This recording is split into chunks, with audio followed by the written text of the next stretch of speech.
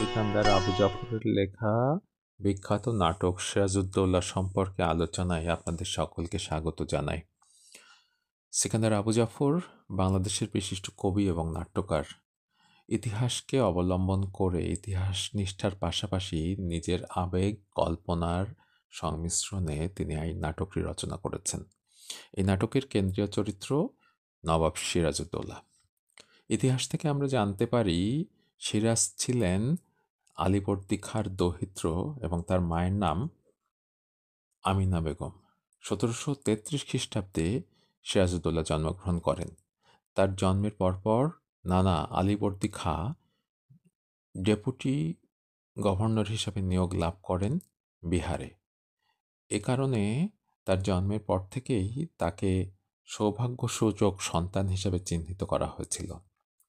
সিরাজের প্রতি তার নানার স্নেহ এবং পক্ষপাত বরাবরই বিদ্যমান ছিল। সিরাজের শিক্ষাজীবন মূলত কেটেছে পিতামাতার গৃহেই, তবে নানা আলীবর্দী খাঁ তাকে একজন যুবরাজের গুণাবলী দিয়ে তৈরি করতে চেয়েছিলেন, যে কারণে যুদ্ধ কৌশল এবং পাশাপাশি অন্যান্য শিক্ষা বিষয়ে তিনি সচেতন ছিলেন। তার প্রমাণ পাওয়া যায় ১৭৪৬ খ্রিস্টাব্দে নবাব আলীবর্দী খাঁ যখন মারাঠাদের সঙ্গে যুদ্ধ করতে যান, তখন তিনি কিশোর নাতি সিরাজকে সঙ্গে নিয়েছিলেন। ১৭৫২ খ্রিস্টাব্দের মে মাসে আলীবর্দী খাঁ সিরাজউদ্দৌলাকে উত্তরাধিকার হিসেবে নিয়োগ করেন। এই সময়ে মানসিকভাবে আলীবর্দী খাঁ অনেকটা ভেঙে পড়েছিলেন এবং শারীরিক দিক থেকেও সুস্থ ছিলেন না। তিনি সিরাজকে পরামর্শ দিয়েছিলেন সিরাজ যেন সততার সঙ্গে সাহসের সঙ্গে রাজ্য পরিচালনা করে। সিরাজকে এই দায়িত্ব প্রদান করা হলে বাংলার ইউরোপীয় কোম্পানিগুলো কিন্তু তাকে স্বাগত জানিয়েছিল। সিকান্দার আবু জাফরের এই যে চরিত্র সিরাজ, সে সাহসী, মানবপ্রেমিক, চরিত্রবান, প্রেমময় স্বামী, স্নেহশীল পিতা, অনুগত সন্তান, এক ধর্মনিষ্ঠ মানুষ। এই নাটকের শুরুতেই আমরা দেখি যুদ্ধে নেতৃত্ব দিচ্ছেন সিরাজ। কলকাতা আক্রমণ করে তিনি ব্রিটিশদের তাড়ান। কুচক্রী ইংরেজরা প্রাণ ভয়ে তার প্রতি ছিল নতজানু। ইংরেজ দুর্গ অধিকার করে তিনি মসজিদ নির্মাণের আদেশ দিয়েছিলেন। বস্তুত ইংরেজদের অপকর্মের বিরুদ্ধে নবাব সবসময় সাহসিকতার পরিচয় দিয়েছিলেন। আবার তিনি মানবিকতার গুণের অধিকারী বলেই বন্দীদের প্রতি সবসময় সদয় আচরণ করেছেন। সিরাজের ১৪ মাসের শাসনকালে অনেকগুলো যুদ্ধ সংঘটিত হয়। তিনি কখনো যুদ্ধের ভয়ে কাতর হননি। পলাশী যুদ্ধে প্রান্তরে সিরাজ নিজে উপস্থিত থাকতে চেয়েছিলেন, কিন্তু ততক্ষণে ভীষণ দেরি হয়ে গিয়েছে। যুদ্ধ জয়ের আর কোনো সম্ভাবনাই ছিল না।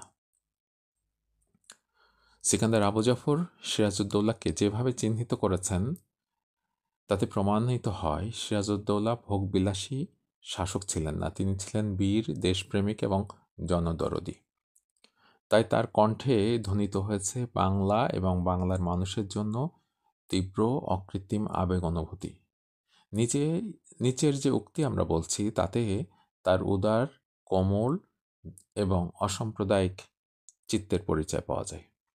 উক্তিটি হল, বাংলার মান, বাংলার মর্যাদা, বাংলার স্বাধীনতা রক্ষার প্রয়াসে আপনারা আপনাদের শক্তি দিয়ে আমাকে সাহায্য করুন। বাংলা শুধু হিন্দুর নয়, বাংলা শুধু মুসলমানের নয়, মিলিত হিন্দু মুসলমানের গুলবাগ। বাংলার ভাগ্যাকাশে আজ দুর্যোগের ঘনঘটা, তার শ্যামল প্রান্তরে আজ রক্তের আলপনা। জাতির সৌভাগ্য সূর্য আজ অস্তাচলগামী। রুগ্ন সন্তানের শিহরে ররুদ্যমান জননী নিশাবসানের অপেক্ষায় প্রহর গণনায় রত। তরুণ সিরাজ অবশ্য রাষ্ট্র পরিচালনা সম্পর্কে বিশেষ অভিজ্ঞ ছিলেন না। অন্যদিকে শত্রুরা একত্রিত হয়ে উঠেছিল তাকে উৎখাত করবার জন্যে। একদিকে মির্জাফর, রাজবল্লভ, রায়দুল্লভ, জগৎ শেঠ, উমিচাঁদ, এরা অর্থ এবং ক্ষমতার লোভে ইংরেজদের সঙ্গে হাত মিলিয়েছিল। তারা জানতো যে নবাবের দল থেকে কিছু লোককে নিতে পারলে তরুণ এবং অনভিজ্ঞ নবাবকে সহজেই ক্ষমতা থেকে উৎখাত করা যাবে। শুধু তাই না, তার যে নিজের খালা সেও কিন্তু প্রাসাদ ষড়যন্ত্রে লিপ্ত হয়েছিল। এই যে ঘর বাইরে বহুমুখী ষড়যন্ত্রে নবাব কিন্তু অনেকটা বিপর্যস্ত হয়ে পড়েন। তাই তিনি স্ত্রীকে একসময় বলেছিলেন, প্রতিটি মুহূর্ত যেন আমি দুপায়ের 10 আঙুলের উপর ভর দিয়ে আছি। এত কিছুর পরেও নবাব সিরাজউদ্দৌলা তিনি কিন্তু গুরুজনদের প্রতি সবসময় যে সম্মান প্রদর্শনের যেই বৈশিষ্ট্য সেটি কিন্তু তিনি বজায় রেখেছিলেন। নিজ খালা ঘসিটি বেগমকে মতিঝিল প্রাসাদের রাজনৈতিক ষড়যন্ত্র থেকে দূরে রাখবার জন্য তিনি কিন্তু তার নিজের ঘরেই এনে আশ্রয় দিয়েছিলেন। কিন্তু কোনো কারণে তিনি তার এই খালার প্রতি অশ্রদ্ধা তিনি প্রকাশ করেননি। খালাতো ভাই এবং রাজনৈতিক শত্রু শওকতজংকে তিনি পরাজিত এবং নিহত করেছিলেন, কিন্তু এ কারণে তার হৃদয় করুণায় ক্রন্দন করেছে। সিকান্দার আবু জাফরের লেখনীতে সিরাজ একজন ট্র্যাজেডির নায়ক হয়ে উঠেছেন। এই নাটকের 12টি দৃশ্যের মধ্যে 8টিতেই সিরাজকে উপস্থিত দেখা যায়। শেষের মৃত্যু দৃশ্যটি বাদ দিলে বাকি 7টি দৃশ্যের 6টিতেই সিরাজ যুদ্ধ করেছেন তার প্রতিকূল শক্তির বিরুদ্ধে। তৃতীয় অঙ্কের প্রথম দৃশ্যে সিরাজ তার হৃদয়ের ঝড় নিয়ে স্ত্রীর কাছে উপস্থিত। তার চারদিকে দেয়ালের পর দেয়াল, বিশ্বাসঘাতকতা, লোভ এবং ষড়যন্ত্রের চাপে তিনি চূর্ণ হচ্ছেন। একটার পর একটা দেয়াল ভাঙছেন, আবার একটি দেয়াল তাকে চেপে ধরছে। এই পর্যায়ে তিনি সামান্য কুটিরের শান্তি প্রার্থনা করেছেন। নায়ক হিসাবে এই যে সিরাজের মধ্যে আমরা কিন্তু ধীরোদাত্ত গুণ লক্ষ্য করি। বয়সে তিনি নবীন, কিন্তু স্বভাবে বৈশিষ্ট্যে তিনি সাহসী এবং ক্ষিপ্র। ট্র্যাজেডির চরিত্র হিসাবে তারুণ্যের উদ্দাম অবশ্য তার পতনের কারণ হয়েছে। পরিণামদর্শী প্রবীণের মতো তিনি নন। এজন্য বিরোধ এসেছে চারদিক থেকে, ব্যক্তি, পরিবেশ এবং আপন সত্তার নিকট থেকে। অবশেষে ভাগ্য তাকে বিড়ম্বিত করেছে। যুদ্ধপ্রান্তরে যদিও সেনাপতিরা যুদ্ধ করেনি, কিন্তু তার পক্ষের 3জন বিশ্বস্ত সেনাপতি অকালে যুদ্ধক্ষেত্রে মারা গিয়েছে। অসময়ে বৃষ্টি এসে গোলাবারুদ ভিজিয়ে দিয়ে গিয়েছে। মীর জাফরদের বিশ্বাসঘাতকতার কারণে যুদ্ধে পরাজয় হলেও সিরাজ কিন্তু একেবারে দমে যাননি। এই যুদ্ধকে তিনি নিছক একটা অভিনয় বলে উল্লেখ করেন। তিনি বলেন, সঙ্গীদের আশ্বাস দেন যে শক্তি সঞ্চয় করে তিনি আবারও লড়াই করবেন। অর্থাৎ যুদ্ধে পরাজয়ে তিনি দমে যাননি, নিজেকে নতুন আশায় উজ্জীবিত করতে চেয়েছেন, যা একজন বীরের বৈশিষ্ট্য। তিনি এখানে বলেছিলেন, আবার যুদ্ধ হবে আর সৈন্য পরিচালনা করব আমি নিজে। কিন্তু দুর্ভাগ্য, সিরাজের প্রদীপ একে একে করে নিভে গিয়েছে। শেষ পর্যন্ত যার হাতে তাকে নিহত হতে হয় তিনি কিন্তু ছিলেন, সেই হত্যাকারী ছিল তার পিতার স্নেহধন্য।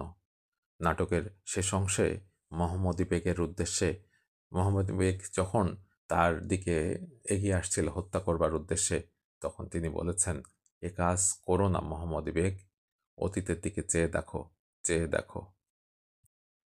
সিরাজ বয়সে তরুণ এবং অনভিজ্ঞ বলে শেষ পর্যন্ত রাজ্য এবং জীবন কোনোটাই তার পক্ষে রক্ষা করা সম্ভব হয়নি, কিন্তু তিনি তার নানার উপদেশ শেষ পর্যন্ত মেনে চলবার চেষ্টা করেছিলেন।